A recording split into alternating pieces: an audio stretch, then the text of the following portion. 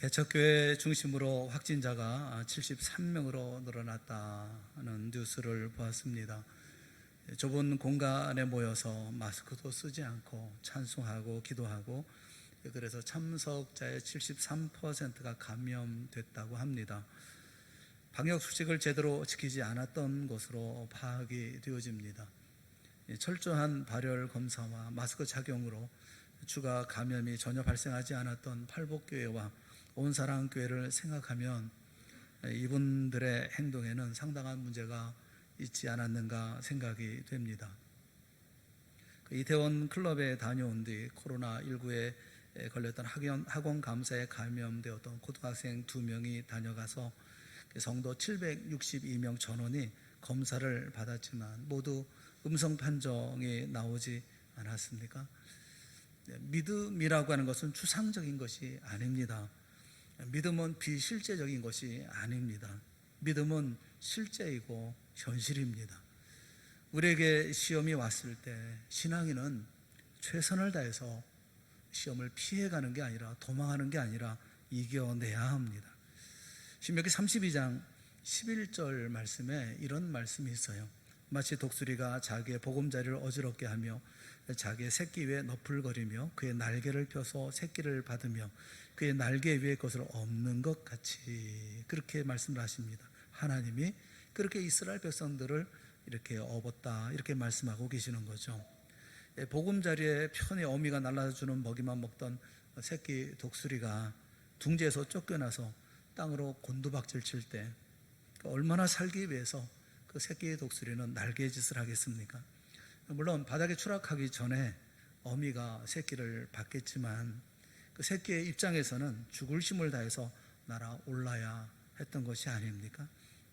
그처럼 하나님이 코로나19라는 시험을 우리에게 주셨다면 교회는 수시로 방역을 하고 성도들은 모두 마스크를 착용하고 비말이 전파되지 않도록 피차 1m의 거리를 유지하면서 최선을 다해서 예배하고 찬송하고 기도하고 헌신하고 봉사해야 한다고 생각합니다. 그것이 시험을 이기는 길이 아니겠습니까? 코로나19 자체를 두려워해서 아예 교회에 출석조차 엄두를 내지 못하는 성도들을 보면 이해하지 못할 바는 아니지만 많이 아쉽다는 생각을 안 할 수가 없습니다. 여기 기도원과 300명의 용사들의 이야기는 여러분 모두가 다 잘 아시리라고 생각을 합니다. 300명의 군사로 13만 5천 명의 미디안과 아말렉과 동방의 연합군을 물리친 놀라운 역사니까요. 믿음의 역사이고 전쟁의 역사입니다. 오늘 우리가 읽었던 본문은 그 전쟁의 후반부의 일을 말씀하고 계십니다. 이 전쟁을 찬찬히 우리가 살펴봅시다. 이 역사 속에 오늘 우리들의 모습이 투영되어 있고 또 어떤 마음으로 어떻게 살아야 하는지를 우리가 배울 수가 있습니다. 이 사건 속에는 어떤 타협이나 얼버무림이나 적당히 넘어가는 것이 없습니다. 구부러지든지 절단이 나든지 합니다. 기드온이라는 사람부터 먼저 살펴보는 것이 좋을 것 같습니다. 기드온이 어떤 사람입니까? 제가 이 기드온 할 때 한마디로 얘기하면 무자격자, 무자격자 기드온, 이렇게 첫 번째를 생각을 해보았어요. 사사기 6장은 이렇게 시작합니다. 1절에 보면, 사사기 6장 1절에 보면 이스라엘 자손이 또 여호와의 목전에 악을 행하였으므로 계속 악을 행하는 것이죠. 여호와께서 7년 동안 그들을 미디안의 손에 넘겨주시니, 미디안의 손에 넘겨주셨다는 겁니다. 그래서 미디안과 아말렉과 동방 사람들이 파종할 때만 되면, 이스라엘의 파종 때만 되어지면 메뚜기 떼처럼 올라와서 먹을 것을 하나도 남겨두지 않고, 심지어는 양이나 소나 나귀도 남기지 않고 몽땅 다 약탈해 갔다는 겁니다. 감당할 수 없었던 이스라엘 사람들은 이들을 피해서 산으로 올라가 웅덩이나 동굴에 기거해야 할 지경이었다는 거죠. 이렇게 이스라엘의 궁핍함이 심해서 여호와께 부르짖었더니 하나님께서 선택하신 사람이 기드온이었다라는 겁니다. 기드온의 특징, 그러면 첫째가 뭐냐면 택함받은 사람이다라는 겁니다. 300명도 마찬가지죠. 택함받은 300명이죠. 수천 명이 있습니다. 그런데 그 수천 명의 사람들 가운데 하나님은 오직 이 기드온이 한 사람을 만나시고 그만을 부르십니다. 왜 그를 지목하셨을까요? 여러분, 왜 하필이면 여러분이나 저를 우리 주님은 만나시고 부르시고 지목하셨을까요? 알 수가 없습니다. 그러나 분명한 것은 기드온이 택함 받은 것처럼 우리도 택함 받았다라는 것입니다. 기드온은 막강한 힘으로 이스라엘을 압제하고 있는 대적 미디안의 손에서 이스라엘을 구원하도록 택함을 받았죠. 누구도 아직까지 한 번도 해보지 못한 그런 일들의 부름을 받은 것입니다. 그러니 기드온의 입장에서는 불평할 수밖에 없죠. 아마 그런 마음속에 그런 마음이 있었을 거예요. 주님, 제가 어떻게 이스라엘을 구원하겠습니까? 제가 어떻게 맡겨진 일을 감당할 수가 있겠습니까? 아니, 그 일을 제게서 거두어 가십시오. 아니면 제게 군대나 무기나 돈과 같은 무슨 큰 도움을 좀 주시던지요. 어떻게 절망하는 저들을 제가 구원해낼 수가 있습니까? 그런데 이것이 어찌 기드온만의 말이겠습니까? 우리 역시 그러지 않습니까? 주님, 상황이 그렇지 않습니까? 여건이 안 되지 않습니까? 건강도 그렇고 아직도 위험이 도사리고 있는데 저보고 도대체 어쩌라는 것입니까? 기드온도 택함 받은 사람, 우리도 택함 받은 사람인데 기드온의 불평이나 우리의 불평이나 크게 다르지 않을 것입니다. 우리가 기드온과 우리를 조금 더 비교해 봤으면 좋겠어요. 기드온의 특징 두 번째가 뭐냐면 그런 연약하고 믿음도 없는 사람이었다는 것입니다. 그 사사기 6장 11절 말씀에 보면 여호와의 사자가 기드온을 찾아옵니다. 여호와의 사자가 아비에셀 사람 요아스에게 속한 오브라에 이르러 상수리 나무 아래 앉으니라. 마침 요아스의 아들 기드온이 미디안 사람에게 알리지 아니하려 하여 밀을 포도주 틀에서 타작하더니, 그러니까 이제 요아스의 아들 기드온을 만나기 위해서 오신 거죠. 그런데 기드온을 보니까 밀을 타작하는데 포도주 틀에서 타작을 하고 있더라 라고 말씀하고 있어요. 어떤 느낌이 드십니까? 포도주 틀 속에서 밀을 타작하고 있는, 추수하고 있는 기드온. 이 밀타작이라고 하는 것은 먼지가 많이 나서 밖에서 해도 시원치 않은 판인데 그 비좁은 포도주 틀에서 지금 타작을 하고 있습니다. 그런 거 보면 얼마나 온전한 사람이고 소심한 사람인지, 얼마나 겁이 많은 사람인지 하는 것을 알 수가 있죠. 걱정도 많고 두려움도 많은 그런 사람이죠. 게다가 큰 용사여 여호와께서 너와 함께 계시도다, 여호와의 사자의 선언에 대해서 기드온이 반발합니다. 그것이 13절에 있는 말씀이에요. 사사기 6장 13절에 있는 말씀입니다. 우리 한번 같이 읽어봅시다. 시작. 기드온이 그에게 대답하되 오 나의 주여, 여호와께서 우리와 함께 계시면 어찌하여 이 모든 일이 우리에게 일어났나이까? 또 우리 조상들이 일찍이 우리에게 이르기를 여호와께서 우리를 애굽에서 올라오게 하신 것이 아니냐 한 그 모든 이적이 어디 있나이까? 이제 여호와께서 우리를 버리사 미디안의 손에 우리를 넘겨주셨나이다.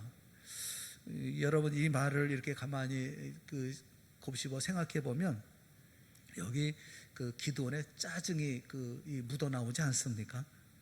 그의 생각이 아주 부정적이죠. 게다가 여기 우리라는 말이 계속 7번이나 반복됩니다. 이 모든 일이 우리에게 일어났나이까? 또 우리 조상들이 우리에게 이르기를 우리를 버리사 우리를 넘겨주셨나이다. 이것은 마치 대드는 느낌이 들기까지 합니다. 그의 말이 그가 얼마나 왜곡된 사람인지, 얼마나 비틀려 있는지, 얼마나 비관적인 부정적인 사람인지를 보여주는 그런 말이기도 하죠. 그리고 진짜 하나님의 말씀이 이제 확인하는 표징을 구합니다. 재물을 가져와라 해서 재물을 가져왔는데 바위에서 나온 불로 그 재물이 다 불태워지죠. 이렇게 하나님의 살아계심에 대한 확실한 표적을 봅니다. 그리고 난 다음에 조심스럽게 하나님의 명령을 실행해 옮깁니다. 하나님의 명령이 뭐죠? 바알의 제단을 헐고 아세라 상을 찍어버려라. 그리고 그 찍은 아세라 상에 그 찍은 것을 가지고 화목으로 삼아서 하나님께 제사를 드려라 라는 것인데, 언제 합니까? 밤에 합니다. 사사기 6장 27절에 보면 그의 아버지의 가문과 그 성읍 사람들을 두려워하므로 이 일을 감히 낮에 행하지 못하고 밤에 행하니라, 이렇게 말씀을 합니다. 그러니까 이 사람이 얼마나 두려움에 걱정이 또 많은 일을 해나갈 때 추진력을 가지고 있지 못한 사람이라는 거 우리가 볼 수가 있겠죠.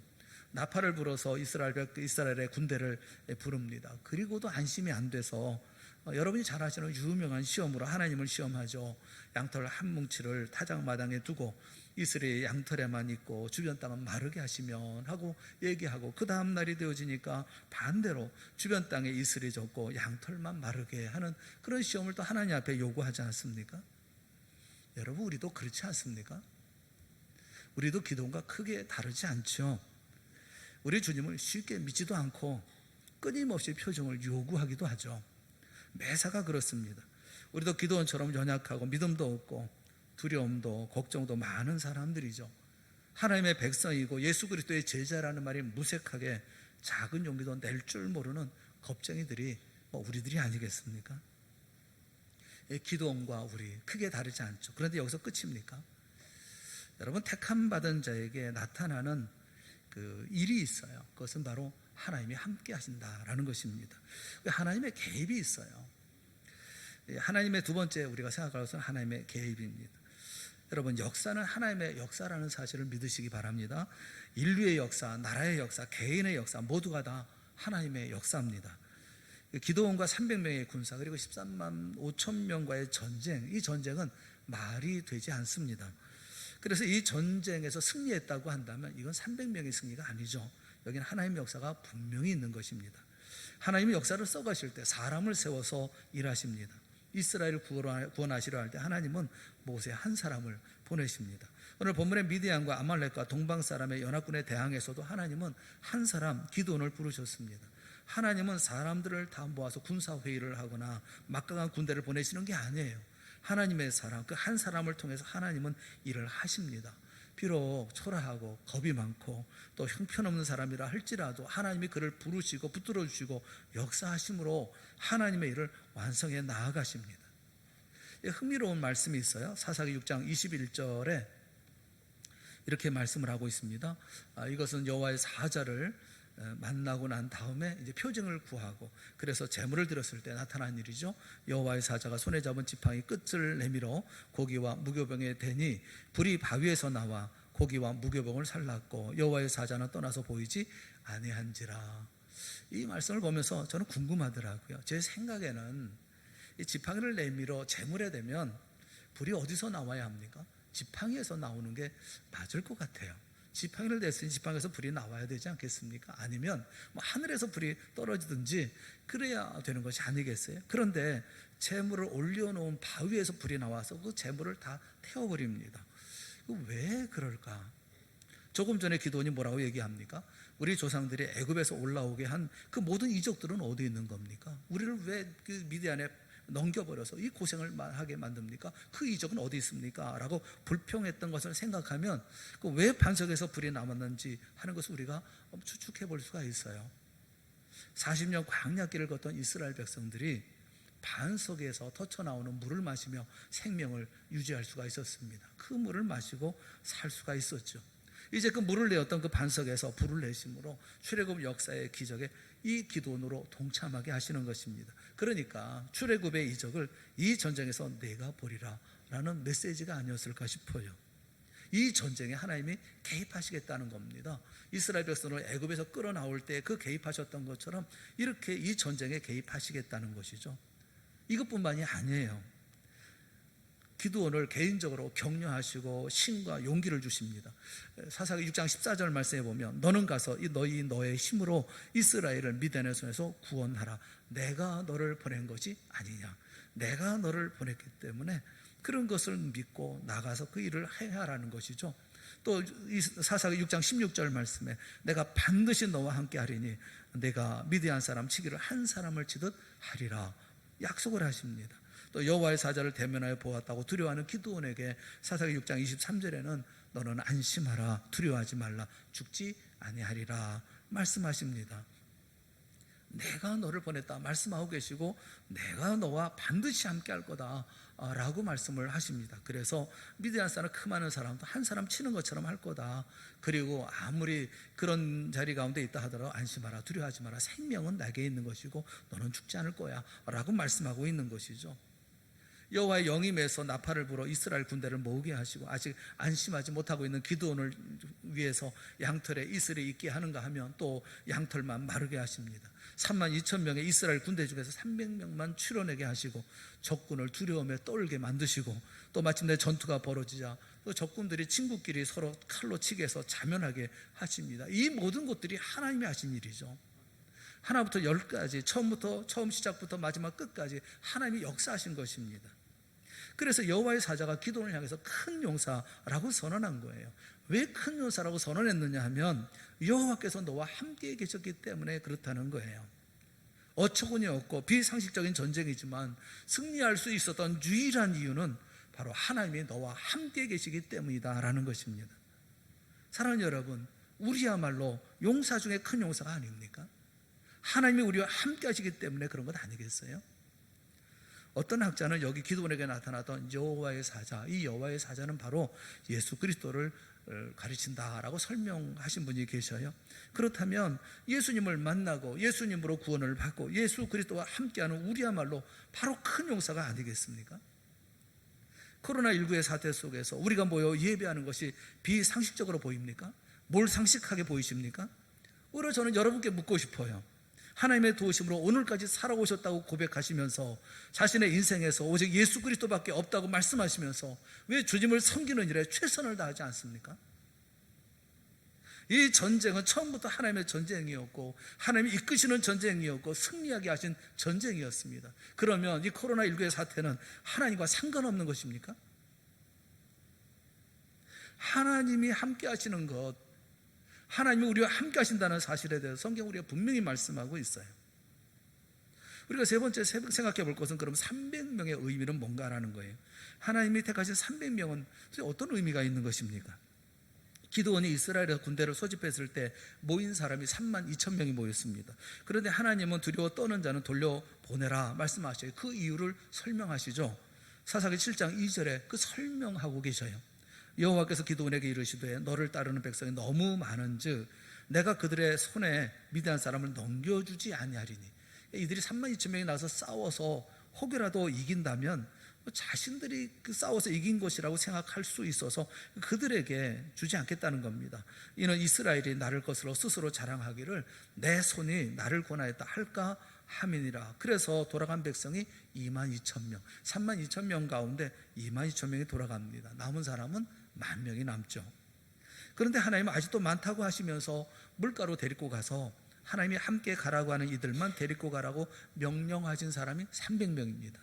그 10,000명 중에서 9,700명이 돌아갑니다.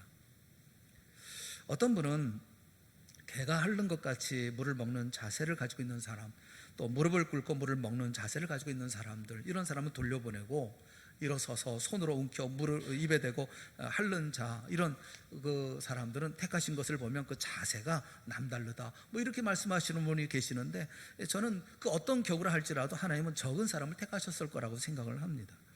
아주 적은 수. 그래야 오직 하나님이 구원하셨다고 말할 수 있는 수, 그건 300명이죠. 이 적은 수의 의미가 뭘까요?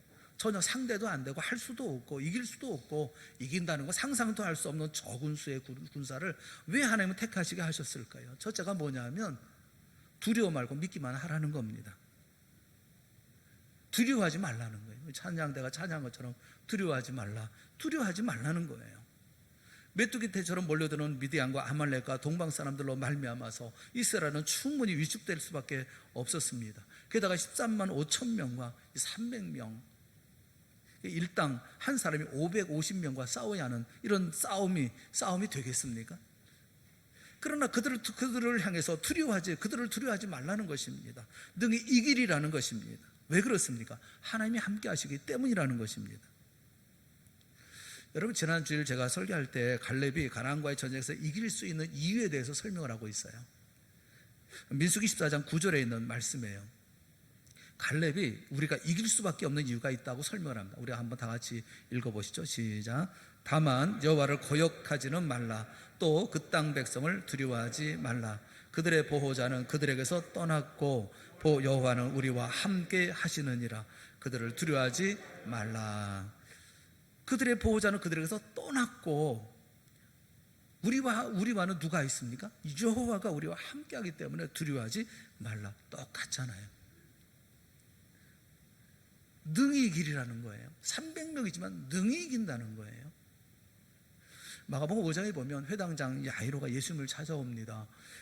마가복음 5장 23절에 보면 예수님께 이렇게 얘기를 해요. 내 어린 딸이 죽게 되었사오니 오셔서 그 위에 손을 얹으사 그로 구원을 받아 살게 하옵소서. 간곡하게 아뢰입니다. 예수님이 오셔서 어린 딸이 죽게 되었으니 오셔서 우리 집에 오셔서 내 어린 딸 그 몸에 손을 얹으시고 구원을 받아서 살게 하여 주시옵소서라고 간곡하게 아뢰입니다. 예수님께서 이런 회당장 야이로의 이런 간곡함에 예수님께서는 그 집으로 향해서 가시죠. 근데 가는 길이 지체가 되죠.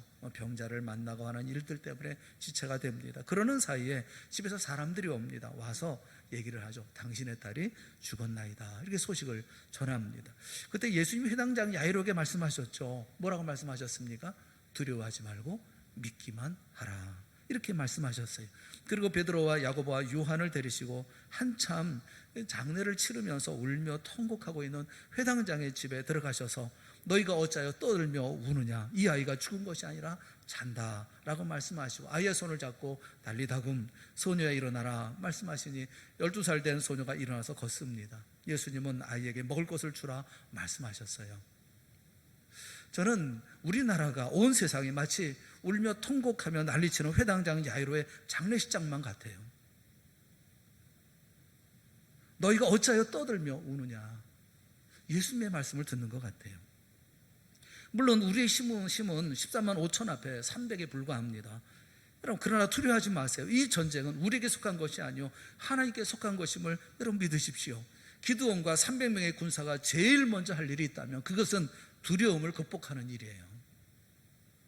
사랑하는 성도 여러분, 우리 모두 우리 주님을 믿고 코로나19에 대한 두려움 그리고 우리 앞에 다가와 있는 모든 어려움에 대한 두려움을 극복해내실 수 있기를 주님의 이름으로 축원합니다. 우리가 극복할 것은 첫째는 두려워하지 말라는 거예요. 300명 두려울 수밖에 없는 존재이지만 두려워하지 말라라는 말씀이 300명 속에 있어요. 또 한 가지 하나님이 선택한 사람은 두 번째는 정의 멤버라는 거예요. 하나님이 선택한 사람은 누구나 정의 멤버예요. 여러분 기드온과 300명의 용사라고 하지만 엄밀히 말하면 이들은 추첨 군인입니다. 추첨한 군사들입니다. 지원한 사람 기드온을 포함해서 단 한 사람도 없어요. 그냥 무작위 차출된 사람들입니다. 그래서 어쩔 수 없이 남겨진 사람들이 기드온과 300명이에요. 물론 이들 중에는 뜨거운 신앙과 또 믿음, 민족을 사랑하는 마음으로 무장된 사람도 있었을 것입니다. 하지만 대부분의 사람들은 자신도 모르는 사이에 거기 있게 된 사람들일 거예요.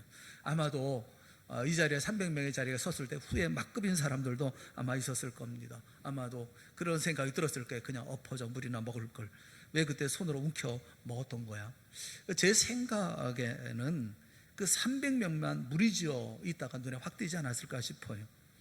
옆 사람 따라서 물을 먹다가 이렇게 잡힌 사람들이 아닐까 싶어요. 생각해 보세요. 300명 그 찾기 어렵지 않았지 않겠습니까? 다 엎어져서 먹든지 무릎 꿇고 먹었는데 서서 먹은 사람들 눈에 확 띄는 사람들 아니겠어요? 게다가 옆에 있는 사람 물 일어나서 먹으니까 나도 먹은 사람들이 얼마나 많겠어요? 그러니 옆에 있는 사람 눈치만 보다가 잡힌 거 아닐까 그런 생각이 들어요. 내가 원한 거 아니잖아요. 내가 바란 건 아니잖아요. 이게 어떻게 정의 멤버예요?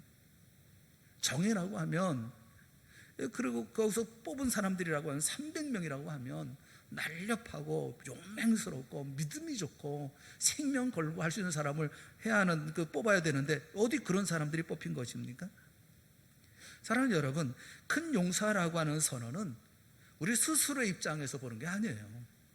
큰 용사라고 하는 것은 하나님이 보시는 거예요. 하나님의 입장에서 바라볼 때 우리를 큰 용사로 보시는 거예요. 큰 용사라고 하는 게 아니라고요. 우리는 자꾸 우리 자신의 입장에서만 자신을 바라보려고만 합니다. 그러나 우리가 예수 그리스도 우리 주님을 믿는 순간 하나님은 우리를 하나님의 시각으로 바라보시면서 인도해 가시는 거예요. 그래서 우리 자신은 우리의 시각이 아니라 하나님의 시각으로, 우리의 입장이 아니라 하나님의 입장에서 바라보아야만 하는 것입니다. 맞아요. 우리 모두는 겁쟁입니다. 소심합니다. 그리고 불평하는 사람들입니다. 부정적인 것만 생각하는 졸장부들이 많습니다. 그런데 하나님의 시각은 큰 용사인 거예요. 왜냐하면 여호와께서 나와 함께 계시기 때문에 그런 거예요. 사랑하는 여러분, 우리 모두는 예수 그리스도 안에서 구원받은 이후에 예전과 다른 새로운 피조물이 되었다는 사실을 기억하십시오. 고린도후서 5장 17절에 그런즉 누구든지 그리스도 안에 있으면 새로운 피조물이라 이전 것은 지나갔으니 보라 새 것이 되었도다 말씀하죠. 새로운 피조물이라는 말 속에는 우리의 모든 미래의 운명이 담겨 있음을 말씀합니다. 자신의 기준으로 더 이상 자신을 보지 마십시오. 내 시각으로 나를 보지 마십시오. 내 생각으로 나를 판단하지 마십시오. 여러분은 하나님이 선택한 300명 정예 멤버입니다. 큰 용사인 거예요. 우리 앞에 놓여져 있는 길을 하나님의 자녀답게 하나님이 주신 권세와 능력과 축복을 누리며 맡기신 소명을 감당해 나가는 믿음의 용사들이 되어질 수 있기를 주님의 이름으로 축원합니다. 하나님이 선택하셨으면 그게 정예고, 하나님이 선택하셨으면 그 사람들이 이 전쟁에 들어 싸워서 앞장서 싸울 사람들이 그 사람들인 거예요. 세 번째, 300명이 주는 의미 가운데 또 하나는 협력하라는 겁니다. 아무리 많은 적군이 있다 하더라도 여러분, 하나님의 손에 들린 한 사람이면 승리는 충분합니다. 이스라엘을 구출하기에 왼손잡이 에훗 한 사람이면 충분했어요. 소문은 막대기를 들었던 상갈 한 사람이면 충분했고 삼손 한 사람이면 충분했습니다. 그런데 왜 기드온에게는 300명이 필요하냐고요.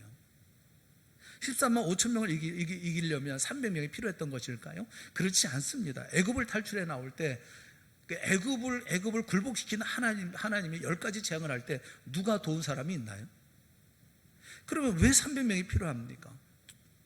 300명이 필요한 것은 두려움을 극복한 300명 그 한 사람 한 사람 모두 자신에게 맡겨진 일을 철저하게 잘 감당해 나아갔을 때 승리를 얻을 수 있다는 거예요.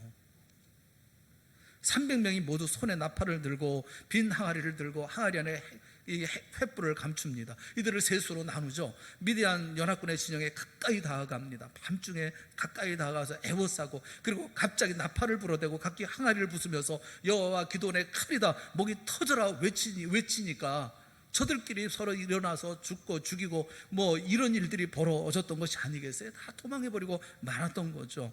이 300명 이들 중에 무서워 도망하거나 주저주저하거나 대충대충 한 사람이 있었겠습니까? 여러분, 이 300명 가운데 100명이든지 200명이든지 다 도망해버리고 말았다고 한다면 이 전쟁이 됐겠냐고요. 300명 택함 받은 이 300명이 고스란히 그 자리에 모여서 다 같이 전쟁에 싸워서 이길 수 없는 전쟁처럼 보여주는 이런 불가능한 전쟁에 그들은 투입돼서 그들이 할 수 있는 온 힘을 다했잖아요. 온 힘을 다해 나팔을 불어대고 온 힘을 다해 부르짖어 외치고 자신의 온 생명을 다했던 거 아닙니까? 왜냐하면 여기가 전쟁터니까요. 사랑하는 여러분, 우리도 하나가 되어줘야 합니다. 동산교회 성도들은 하나가 되어줘야 합니다.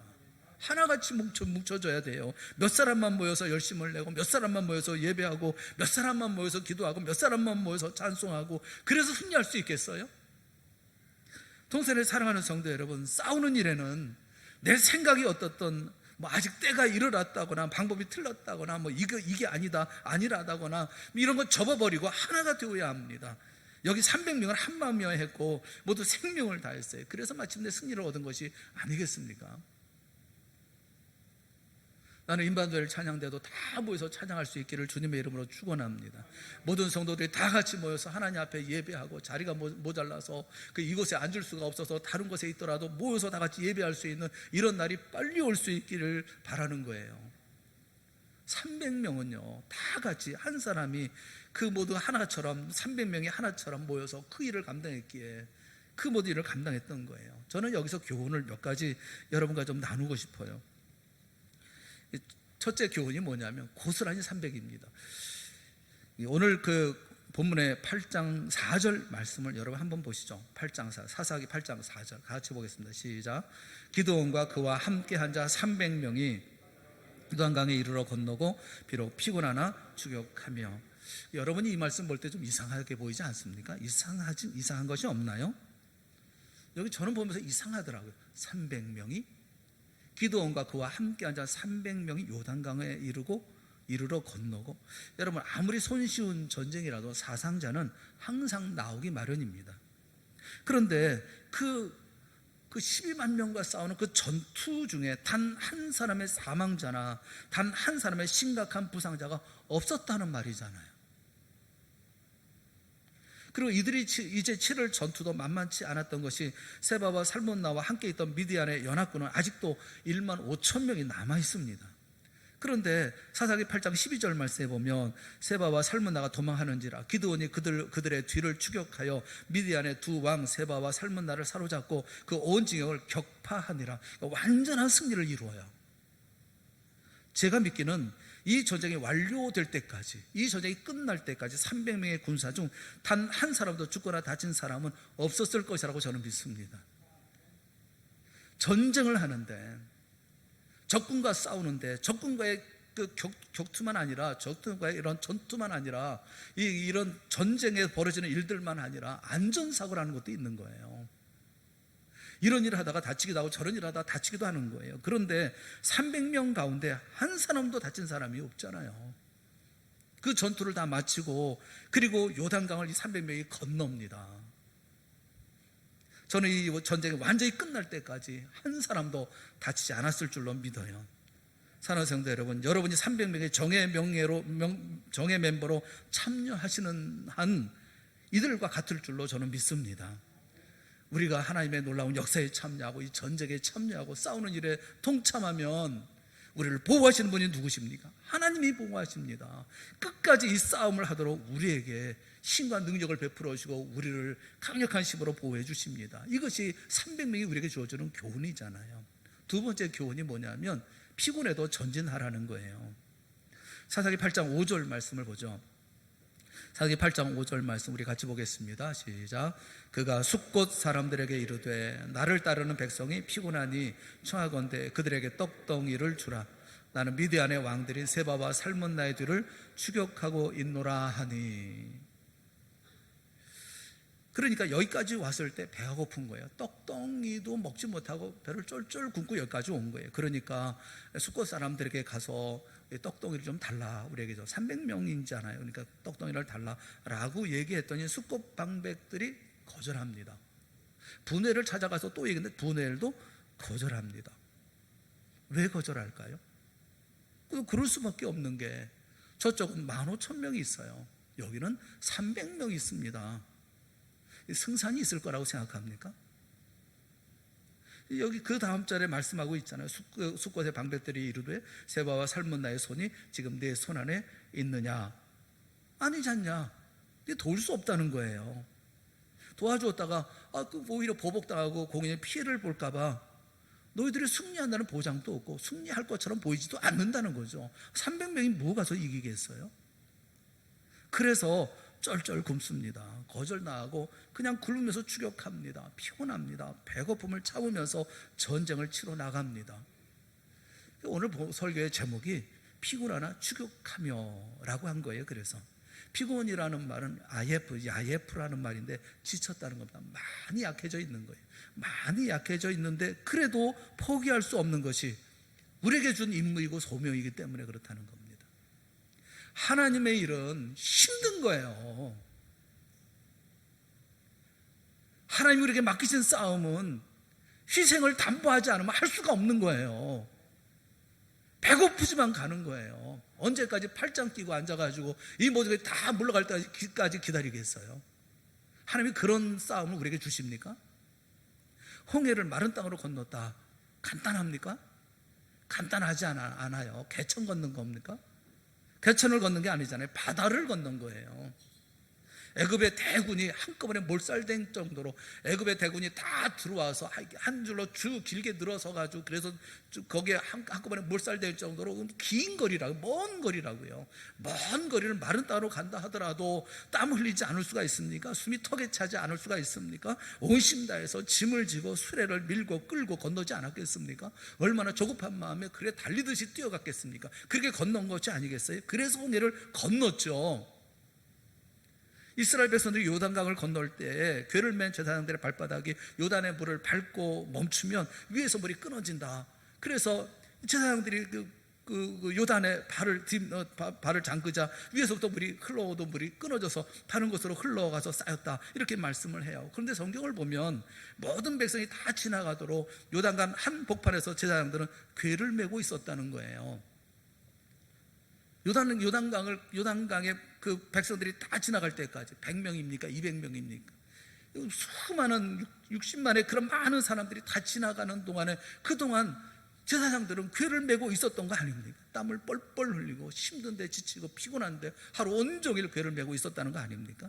여리고성을 점령할 때도 매일 한 바퀴씩 돌고 마지막 날 7바퀴를 일곱째 날 10바퀴를 돕니다. 무수히 돕니다. 여러분, 자신의 희생을 감수하지 않고 승리는 없어요. 편안한 승리는 없어요.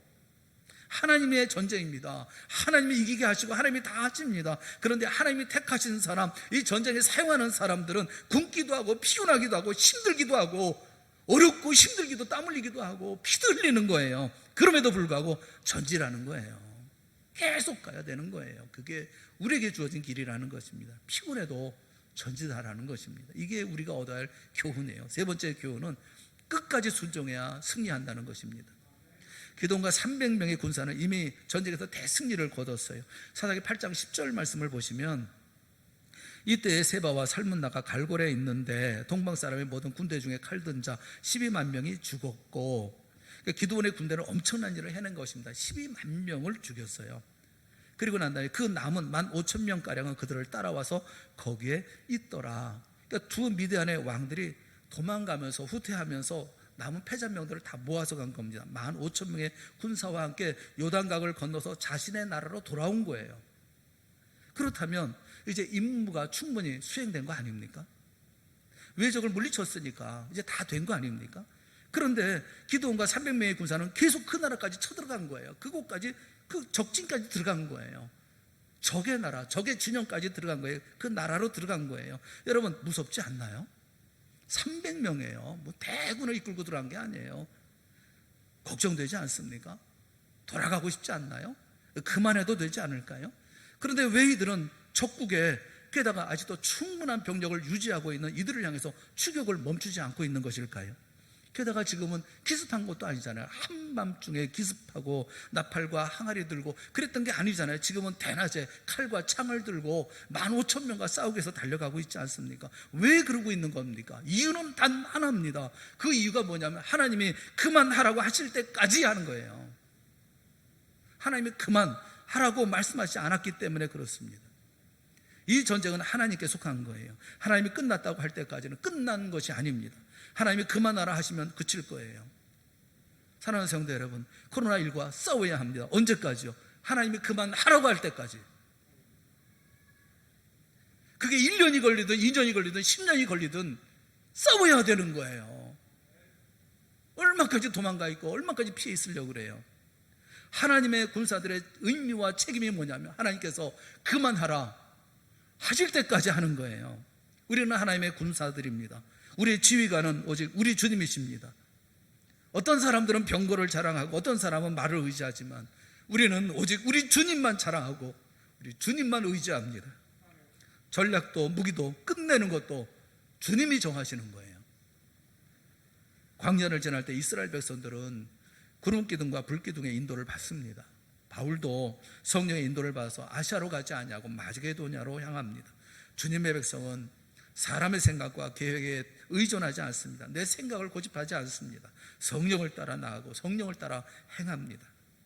우리 모두가 다 오늘의 기도원이 되고 300용사가 되어질 수 있기를 주님의 이름으로 축원합니다. 설교 후에 부를 수 있는 부를 찬송이 323장이에요. 우리가 잘 아는 찬송입니다. 우리 가족 가운데 우리 장모님이 잘 부르시다가 3절은 못 부를 것 같아 이렇게 말씀을 하세요. 아니 1절 2절은 잘 부르시는데 3절은 왜 못 부를까? 근데 그 3절은 이런 가사가 있어서 그래요. 존귀 영광 모든 것에 주님 홀로 받으소서. 멸시천대 십자가는 제가 지고 가오리이다. 이름 없이 빛도 없이 감사하며 성길이다. 이름 없이 빛도 없이 감사하며 성길이다. 근데 이 찬송 부르기 못할 것 같다는 겁니다. 멸시천대, 내가 멸시천대 십자가 내가 지고 그거 못하겠다는 거예요. 이름 없이 빛도 없이 그거 못하시겠답니다. 그 얘기를 들으면서 저는 마음속에 깨달음이 있더라고요. 그분은 못하셔도 목사인 나는 해야지. 그런 마음이 들더라고요. 존귀 영광 모든 것에 주님 홀로 받으소서. 멸시전대 십자가는 제가 지고 가오리다. 이름 없이 빛도 없이 감사하며 섬기리다. 이름 없이 빛도 없이 감사하며 섬기리다. 주님, 제가 그 길을 가겠습니다 하는 그런 마음의 결심이 있었어요. 사랑하는 성도 여러분, 온전한 신앙생활을 하는 여러분 모두가 되어질 수 있기를 바랍니다. 하나님이 우리와 함께 하십니다. 두려워하지 마십시오. 믿기만 하십시오. 주님이 선택한 내가 정의 멤버입니다. 내가 정의 군사입니다. 큰 용사임을 여러분 기억하십시오. 그리고 함께 협력합시다. 결코 우리는 사명 마칠 때까지 죽지 않습니다. 다치거나 무너지지 않습니다. 하나님이 그만하라 할 때까지 피곤해도 추격하는 우리가 되어줘야 합니다. 마침내 놀라운 승리와 영광을 얻게 되어질 것입니다. 동산의 모든 성도들이 현대판 기도원과 300용사들이 모두가 다 되어질 수 있기를 주님의 이름으로 축원합니다. 우리 함께 기도하겠습니다. 사랑의 하나님,